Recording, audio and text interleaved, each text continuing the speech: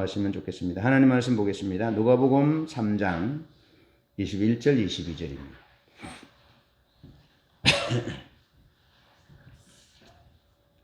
신약성경 누가복음 3장 21절 22절 제가 봉독합니다. 백성이 다 세례를 받을새 예수도 세례를 받으시고 기도하실 때에 하늘이 열리며 성령이 비둘기 같은 형체로 그의 위에 강림하시더니 하늘로부터 소리가 나기를 너는 내 사랑하는 아들이라 내가 너를 기뻐하노라 하시니라. 아멘. 누가는 그 복음서를 누가복음을 통해서 예수께서 사역을 감당하실 때 기도와 성령의 능력으로 감당하셨음을 우리에게 보여주고 있습니다. 마태와 마가와 요한도 예수님이 기도하셨고 성령으로 하나님의 나라 복음을 선포하셨다는 내용은 있지만 특별히 누가는 예수님의 사역을 기도와 성령으로 감당하셨음을 더 강조하고 있습니다. 요즘 들려지는 그 전장의 소식은 우크라이나의 소식인데요.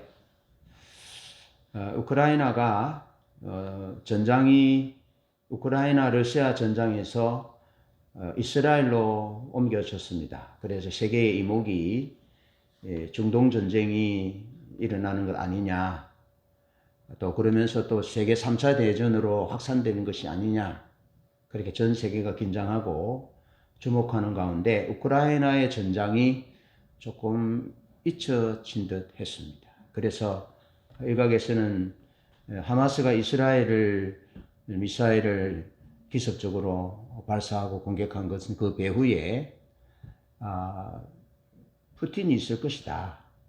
그런 예측들을 전문가들이 했습니다. 그런데 그렇게 사실인지 모르지만 어쨌든 우크라이나를 전폭적으로 지지하던 미국이 우크라이나를 더 이상 지지할 수 없는 그런 대선 정국을 앞두고 있거든요. 더 이상 지지할 수 없는 그런 상황이고 우크라이나 전장이 도네츠크를 비롯한 여러 곳에서 고전하고 있습니다. 그래서 점점 밀리는 그런 우크라이나가 점점 밀리는 푸틴의 의도대로 되어져 가는 그런 참 씁쓸한 목숨을 걸고 나라를 지키고 정의와 진리를 수호하고자 하는 약소국 우크라이나가 덩치 큰 러시아에 밀려서 국토가 침탈당하고 사랑하는 국민들이 목숨을 잃는 그런 슬픈 현실을 접하고 있습니다. 이스라엘은 하마스의 땅굴과 그 숨어있는 잔당들을 소탕하기 위해서 하마스의 땅굴에 물을 쏟아부어서 지중해에 물을 부어서 숨어있는 하마스 테러범들이 지상으로 나와서 체포한 그런 영상들을 보도하기도 합니다. 어쨌든 참 시끄러운 세상 전국입니다. 가까이 지내는 선교사님 한 분은 그 인도네시아에 계시는데 화산이 폭발해서 많은 젊은이들이 20여 명의 젊은이들이 목숨을 잃고 다행히 선교사님 선교하는 지역은 바람이 반대쪽으로 불어서 피해가 없다. 그런 소식들. 또 남수단의 내전, 시리아 내전, 전쟁과 전쟁이 돼 있는 이런 세계 정세입니다. 이럴 때에 우리가 중심을 바로 잡아야 합니다. 그런데 우리의 중심은 내가 바로 해야지, 잘해야지, 똑바로 해야지, 그렇게 한다고 되는 것이 아니잖아요. 우리는 하늘이 열려야 돼요. 우리에게 하늘이 열려서 우리에게 지혜가 임해야 돼요. 그래서 하나님은 누구며 나는 또 누구이고 또 이 세상의 역사는 어떻게 시작되었고 이 세상의 역사는 그 마지막이 종착역이 어딘지 그걸 봐야 되고 그 속에서 지금 역사의 한 시점에 있는 나는 어떤 삶을 살아야 되는지를 내 지식으로 내 계획으로 되는 것이 아닙니다. 예수님이 지혜이시잖아요. 그래서 예수님이 지혜로 우리가 이런 것들을 보아야 되는데 그러기 위해서는 하늘이 열려야 된다는 겁니다. 할렐루야. 하늘이 열리지 않으면 이 세상이 어떻게 시작되었고 어디로 가고 나는 무엇을 해야 되고 내 마지막은 무엇인지 몰라요. 모릅니다. 오늘 오면서 참 삶이 사람 살아가는 삶이 몸가짐이 중요하다라는 생각을 했는데 오늘 아침에 엘리베이터를 타니까 아저씨 한 분은 이제 산책을 하거나 뭐 할 때는 꼭 조그마한 앞에 주머니에 강아지를 안고 다녀요. 예. 근데 걸음걸이도 남자분인데 연세가 한 60, 한 5좀 됐는데 여성처럼 조용하게 걸으시는 분이에요. 그러면서 인사하고, 그럼 또 강아지 얘기도 하고, 그렇게 하는데 오늘 타시더라고요. 그래서 이제 인사를 하니까 대뜸 하시는 말씀이 교회 가시냐고. 아니, 그 교회 다니는 사람은 줄 잘 모르는데 교회 가시냐고. 그래서 예, 교회 간다고. 교회 다니시냐 하니까 안 다닌대. 그래서 거기 대고 계속 막 몰아붙이면 안 되니까 사모님하고 같이 타셨더라고요. 그래서 오늘 참 날씨가 좋다고. 그러니까 교회 가시냐고 내가 이러니까 아니라고. 교회 가는 것이 아니고 어디 모임이 있다고. 12월이지 않습니까? 그래서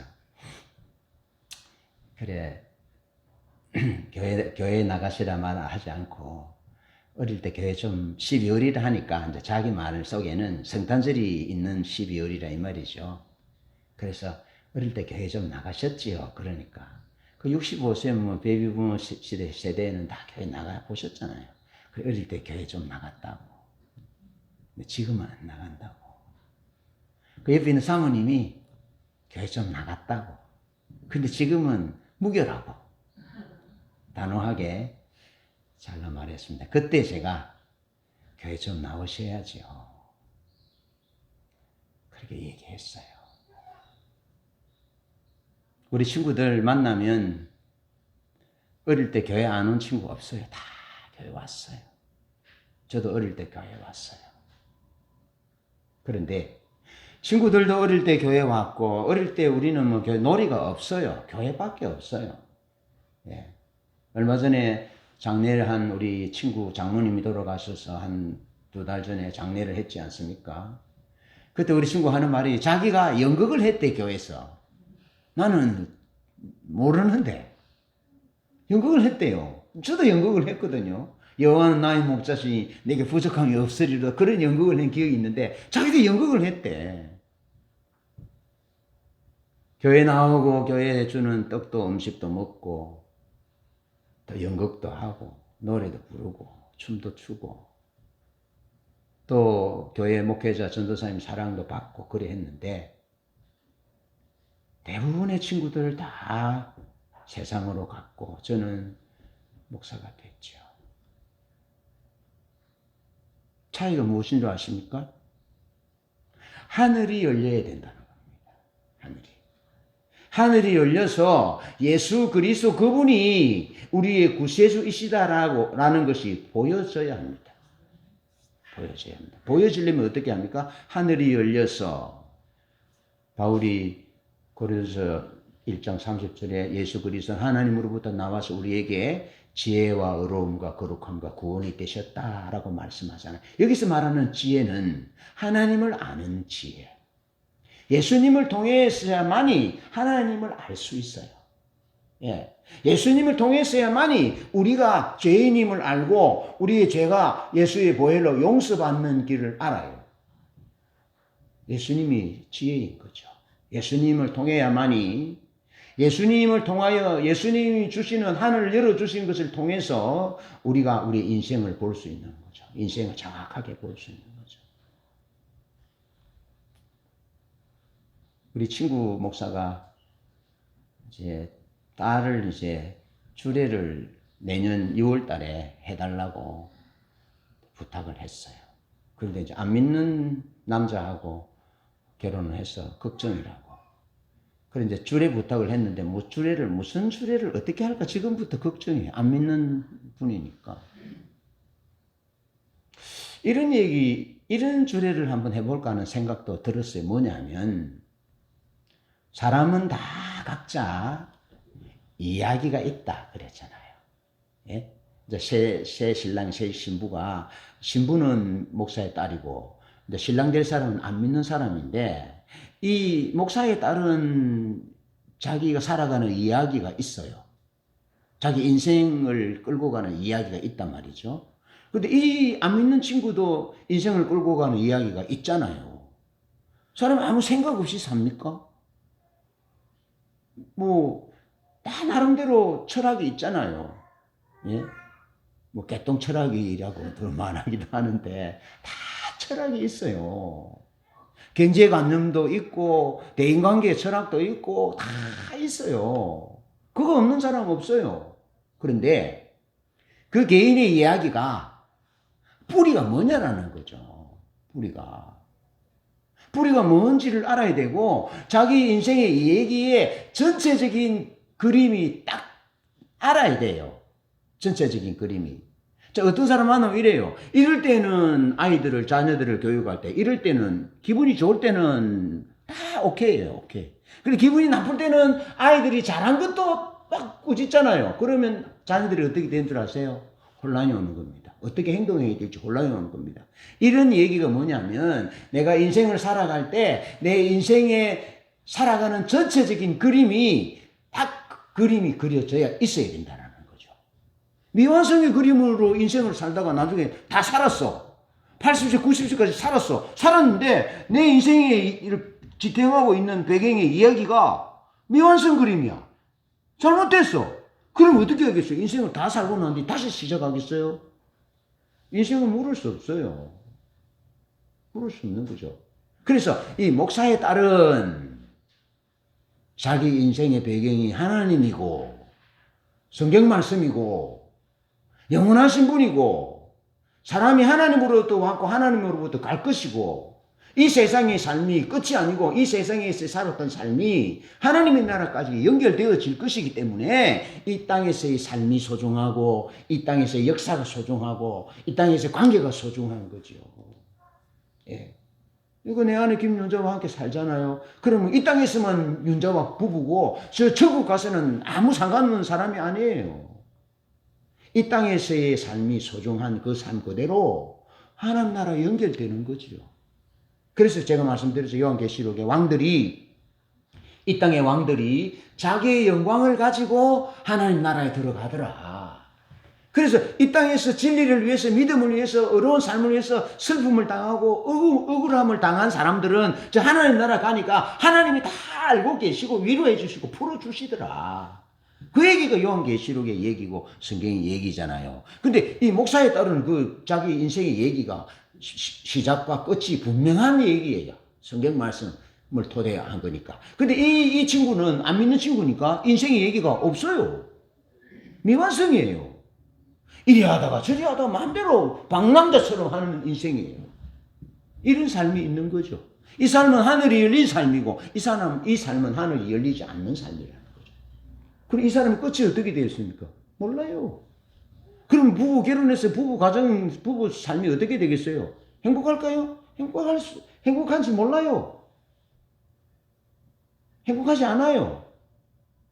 방향이 분명하지 않고 시작이 분명하지 않기 때문에 그 과정이 아름다울 수가 없어요. 공중에 떠 있는 것처럼 태평양 바다에서 열심히 노를 젓는데 어디로 가야 될지 모르는 방랑자와 같은 삶인 거죠. 오늘 예수님이 세례 요한에게 세례를 받으시잖아요. 세례를 받으시는데 예수님은 사실 세례를 받으실 필요가 없어요. 왜냐하면 예수님이 받았던 세례는 세례 요한에게 받았던 세례잖아요. 그 누가복음 3장 3절을 한번 읽어보십시오. 누가복음 3장 3절.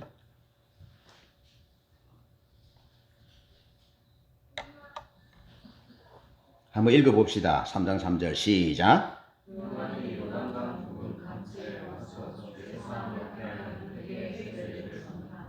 아멘. 세례 요한이 전한 세례는 무슨 세례였다고요? 회개의 세례였다. 회개의 세례. 죄사함을 받게 하는 회개의 세례. 예수님은 죄가 없어요. 예수님은 죄가 없으신 하나님이시고 하나님의 아들이세요. 예수님은 남자와 여자가 부부 관계를 통해서 태어난 분이 아니고 마리아의 처녀 마리아에게 성령으로 잉태되어서 태어났어요. 아이고 목사님, 어떻게 부부 관계를 하지 않고 아기를 놓습니까? 미안합니다. 지금 어떻습니까? 부부 관계 안 해도 아기 놓을 수 있습니까? 없습니까? 시간간 아기 얼마든지 있습니다. 과학으로. 그런데 태양을 만들고 우주를 만드신 분이, 역사 이래로 우주가 그대로 정교하게 돌아가게 역사하시는 그분이, 아무것도 없는 것에서 천지 만물을 창조하신 그분이 여자의 몸에서 예수님이 잉태하도록 못하시겠어요? 물론 이것도 하늘이 열려야 되겠죠. 예. 예수님이 성령으로 잉태하셨어요. 그래서 예수님에게는 아버지가 없어요. 예. 그래서 성경은 예수님을 마리아의 아들이라 그렇게 기록하고 있습니다. 아버지가 있는 메시아는 가짜입니다. 그래서 이 땅에 여호와의 증인, 하나님의 교회, 어머니의 교회, 신천지 이런 교주들은 다 아버지가 있어요. 아버지가 있다니까. 이만희 씨 아버지가 있습니다. 장길자 씨 아버지가 있습니다. 육신의 아버지의 아들, 딸들이에요. 그럼 다 이단이고 가짜입니다. 메시아가 될 수 없어요. 근데 예수님은 아버지가 없어요. 그냥 호적상으로 요셉이 아버지일 뿐이지 실제로는 족보에 보면 마리아의 아들이 아니냐. 마리아의 아들이에요. 여자의 아들이에요. 그래서 창세기 3장 15절 사단은, 뱀은 여자의 후손의 발꿈치를 상하게 할 것이고 여자의 후손은 뱀의 머리를 상하게 할 것이다. 그렇게 성경은 말하고 있어요. 그래서 예수님은 처음부터 원복음에서부터 예언될 때부터 예수님은 여자의 아들로 예언됩니다. 그것은 동정녀 마리아에게서 여자의 아들로 죄 없는 분으로 태어나실 것으로 예언하고 있다는 겁니다. 할렐루야. 그러니까 예수님은 죄가 없어요. 아담의 원죄가 없어요. 그러니까 예수님은 세례를 받으실 필요가 없었어요. 근데 왜 예수님이 세례를 받으셨느냐라는 거죠. 예, 그것은 예수님이 하신 말씀이 있습니다. 요한복음에 이제 허락해라. 예, 예수님이 세례를 받으러 가니까 요한이, 선생님, 내가 선생님께 세례를 받아야 되는데 선생님이 나에게 오십니까? 그럴 수 없습니다. 예. 당신은 나보다 먼저 계신 분입니다. 당신은 영원 전부터 계신 하나님이십니다. 그런데 내가 어떻게 당신에게 세례를 베풀 수 있겠습니까? 하니까 예수님이 이제 허락해라.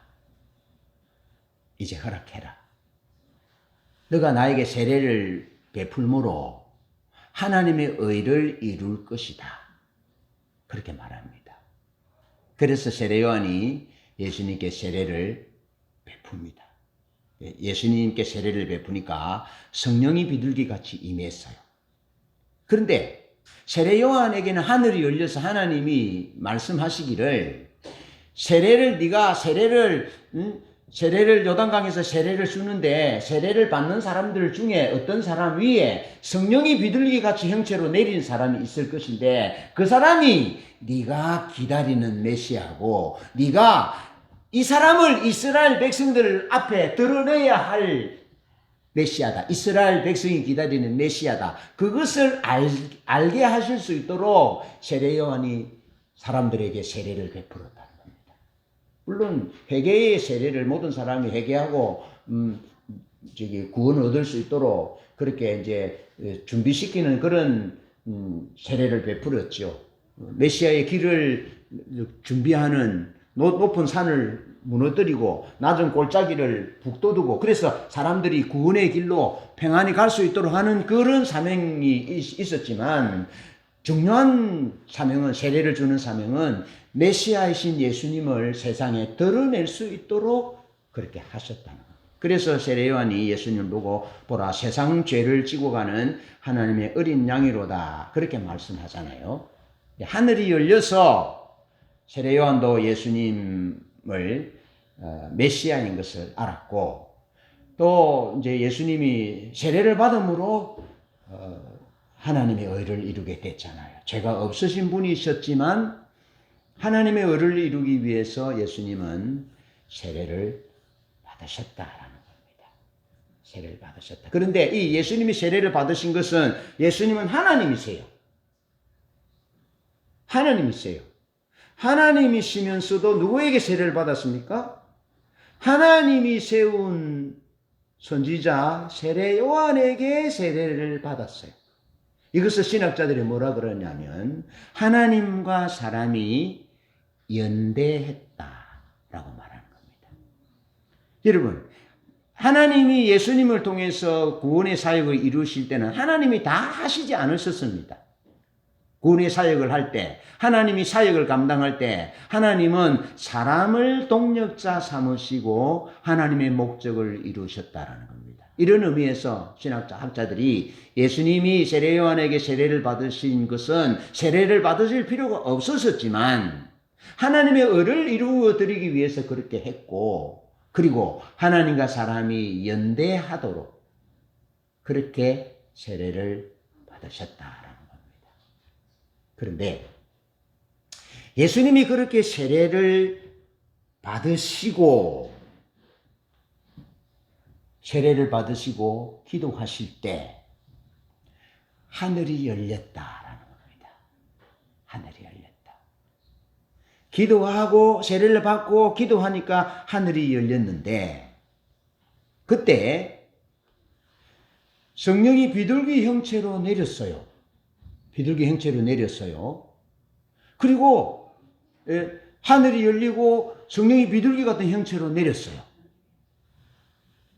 그런데 마태복음과 마가복음에 예수님이 세례를 받을 때 하늘이 음성이 들리고 하늘이 열리고 성령이 비둘기같이 임하는 것은 예수님이 보신 거로 기록하고 있습니다. 예수님이 세례를 받으시니까 예수님이 보시니까 하늘이 열리고 예수님이 보시니까 성령이 비둘기같이 임하였어요. 자기에게.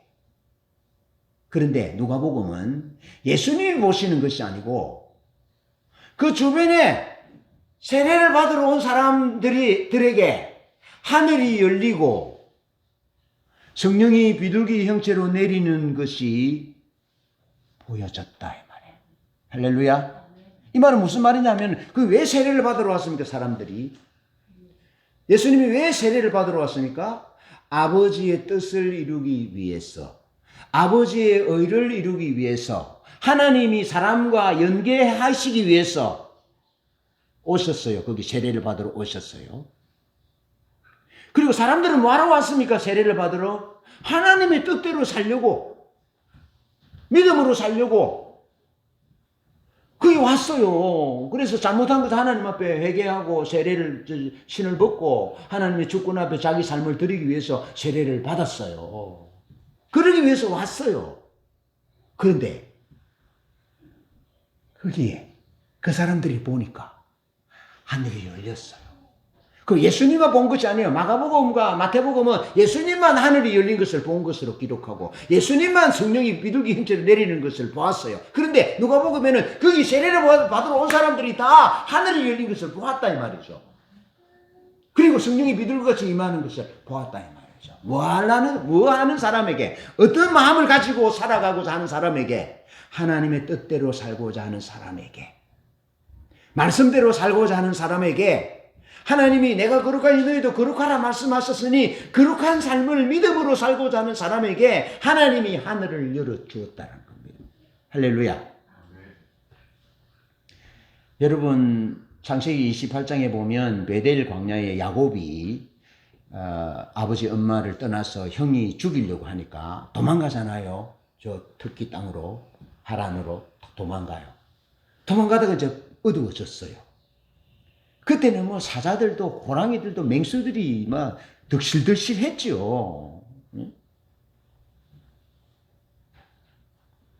5,000년 전이니까, 5,000년도 전이니까 안 그랬겠어요? 얼마나 무서웠겠습니까? 뭐 무기가 있습니까? 총이 있습니까? 뭐 없습니다. 그래 베델 광야에서 이제 죽을까 봐 두려워서 형이 죽이려고 쫓아오지요. 또 맹수들이 있죠. 그러다가 이제 도망가다가 베델 광야에서 이제 돌을 베게 하고, 그때는 지금이나 베개가 편해야 잠을 잘 자는 것 같습니다. 예. 그래서 이제 베델 광야에 웅크리고 돌 베게 하고 이제 누웠는데 하늘이 열린 거예요. 하늘이 열려서 보니까 사닥다리가 이수부터 땅끝까지, 땅에서부터 하늘까지 쫙 놓인 거예요. 사다리가. 나도 어제 저녁 꿈을 꿨거든요. 계시가 있는 꿈이었어요. 네. 꿈을 보니까 사닥다리가 땅에서부터 끝까지 쫙 하늘에 닿은 거예요. 그 보니까 천사들이 오르락내리락 하고, 그런데 사닥다리 꼭대기 하나님께서 다 계셔서 야곱에게 말씀하시는 거예요. 야곱아, 나는 너의 조부 아브라함의 하나님이다. 나는 너의 아버지 이삭의 하나님이다. 그 말은 나는 너의 하나님이라는 거죠. 그러면서 내가 너를 떠나지 않을 것이다. 네가 형을 피해서 도망치는데 내가 너와 함께 하겠다. 너가 돌아오기까지 함께하고 너를 떠나지 않겠다라고 말씀하셨어요. 그런데 야곱이 형님을 속이고 도망치는 신세잖아요. 그런데 야곱이 왜 형님을 속였습니까? 야곱이 형님을 속인 것은 육신적인 축복을 받기 위해서 속인 것이 아니고 조상으로부터 내려오는 하나님의 유혹. 그 형 에서가 장자 명분을 경홀히 여겨서 팔아버리잖아. 죽 한 그릇에. 그러니까 하나님의 축복이, 영적인 축복이 흐르는 계보가 있잖아요. 노아의 계보, 아담의 계보가 셈으로부터 흐르잖아요. 그리고 노아에게 흐르고, 아브라함에게 흐르고, 이삭에게 흐르고, 그 다음에 이제 누가 받아야 되는데, 자기 형님이 에서단 말이죠. 자기 형님 에서. 그런데 야곱은 저거 내가 받아야 되겠다. 내가 이 영적인 가게 조상으로부터 흘러내려오는 하나님의 생명을 이어받고 하나님의 복을, 영적인 복을 받아 누리게 하는 천하 만민이 너를 통해서 복을 받게 하겠다는 이 하나님의 거룩하신 뜻을 내가 받아야 되겠다. 나를 통해서 내 선조 아브라함과 아버지 이삭과 그 다음에 나를 통해서 하나님이 천하 만민이 너를 통해서 너 후손을 통해서 복을 받게 할 것이라 했는데 여기 내가 들어가야 되겠다 하는 욕심으로 아버지를 속인 거거든. 그런데 형은 그거 소중하게 여기지 않고 죽 한 그릇에 그냥 던져버렸다 이 말이죠. 하나님이 천하 만민이 너와 너 후손 씨로 인하여 복을 받을 것이라니 하나님의 영적인 복을 형님은 소중하게 여기지 못하고 던져버렸다는 거야. 팥죽 한 그릇에 팔았다 이 말이야. 그런데 야곱은 그것을 붙들었다 이 말이죠. 그래서 그것 때문에 도망자 신세가 됐거든요. 하나님의 계시가 요단강에서 세례요한이 세례를 베풀 때 어떤 사람에게 임했다고요? 하나님의 뜻대로 살고자 하는 사람들에게, 믿음으로 살고자 하는 사람에게, 거룩하게 살고자 하는 사람들의 눈에 그것이 보여졌던, 하늘이 열리는 것이 보여졌고 성령의 비둘기같이 행체를 내리는 것이 보여졌다 이 말이죠. 베델 광야에 야곱이 두려워서 가슴 졸이고 있을 때에 하늘이 열렸잖아요. 야곱이 어떤 사람이었다고요? 하나님의 뜻을, 하나님의 목적을, 천하 만민이 너와 너 후손을 통해서 복을 받을 것이라 하신 그 하나님의 영적인 축복을 사모하는 그런 목적 때문에 지금 베델 광야에 지금 처량하게 두려운 가운데 놓여지게 됐다는 겁니다. 그때 하나님이 하늘을 열어준 거예요. 나는 너의 조부 아브라함과 이삭의 하나님이고 나는 너희 하나님이 내가 너를 떠나지 않겠다. 네가 고향으로 돌아오기까지 너를 떠나지 않고 지켜주겠다라고 약속한 거예요. 그리고 하란으로 가서 20년 동안 외삼촌이 10번이나 계약을 파기했어요. 그런데도 하나님이 하늘을 열고 하나님이 찾아오셔서 야곱이 외삼촌 집에서 그 소유를 두 때나 불릴 수 있도록 비결을 가르쳐 준 거죠. 얼룩얼룩 무늬 검은 거나 아롱진 것이 너 것이 내 것이 되리라 하고 말씀 하나님이 가르쳐 준 거예요. 그러니까 외삼촌에게 그대로 얘기한 거예요. 내가 아롱진 얼룩무늬 있는 것을 내 삭수로 주세요 라고 외삼촌에게 한 거죠. 그 외삼촌이 보니까 이 바보 같은 게 얼룩무늬 양염소 없어요.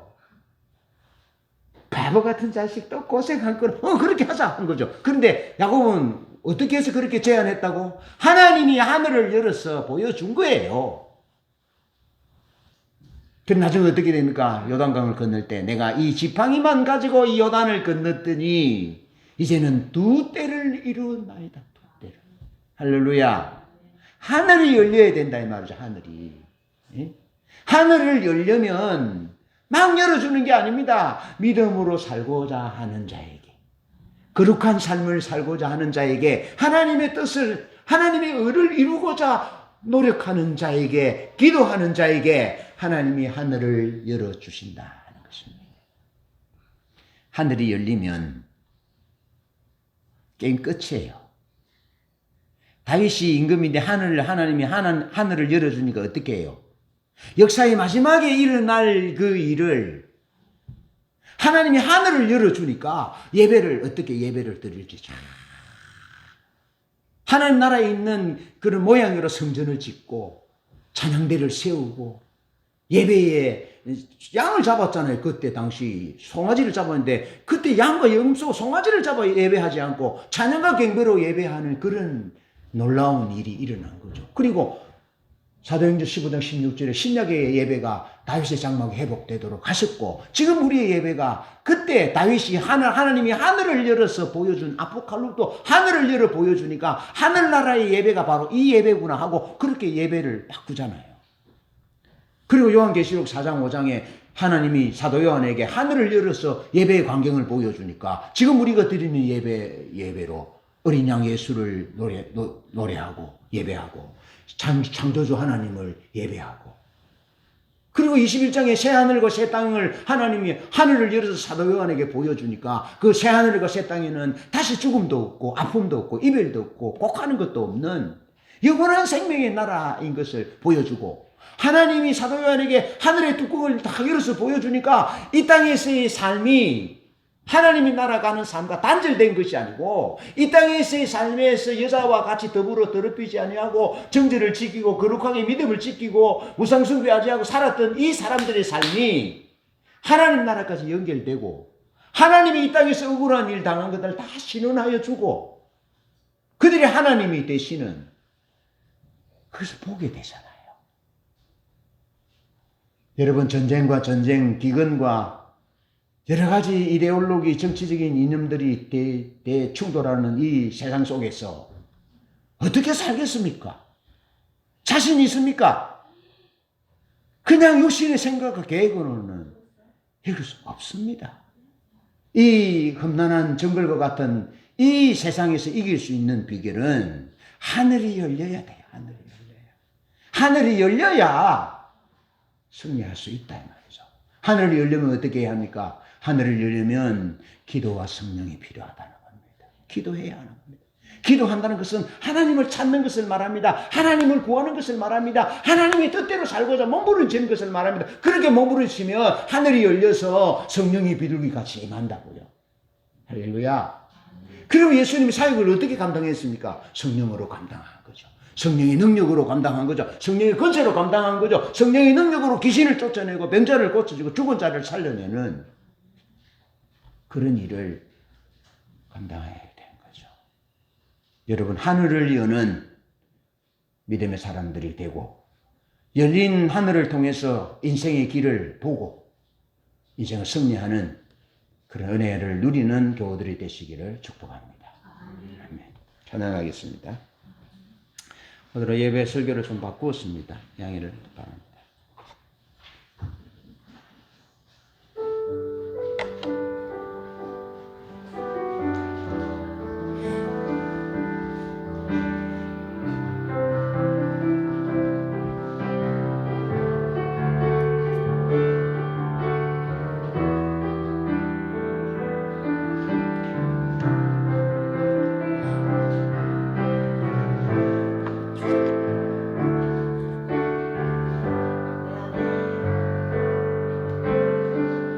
내 안에 주를 향한 이 노래 영원한 노래이시니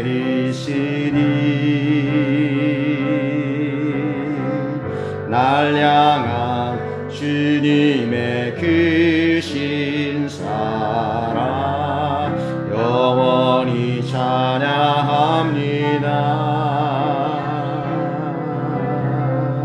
내 안에 주를 향한 이 노래 영원한 노래이시니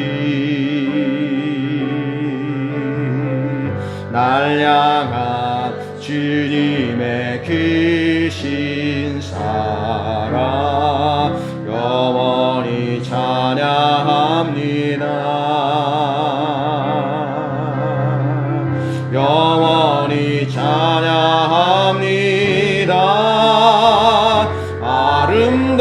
아름다우신 놀라우신 연할 수 없는 사랑 위대하신 하나님의 사랑 영원히 찬양해요.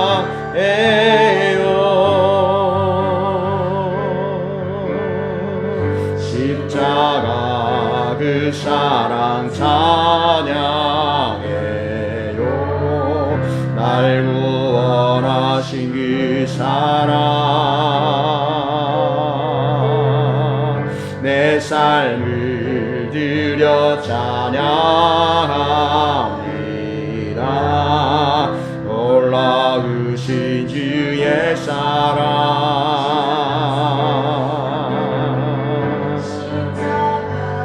그 사랑 찬양해요. 날 구원하신 그 사랑 내 삶을 드려 찬양합니다.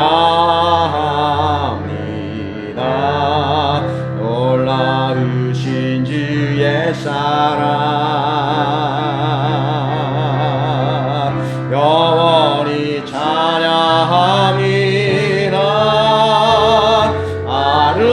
아름다우신 놀라우신 영원할 수 없는 사랑 위대하신 하나님의 사랑 영원히 찬양해요.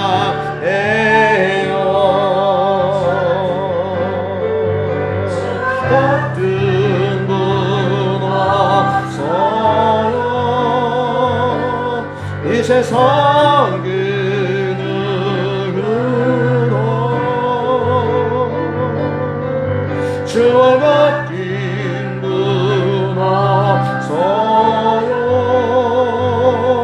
누구도 이길 수 없어요. 주와 같은 분 없어요. 성 그 누구도 주와 같은 분 없어요. 누구도 이길 수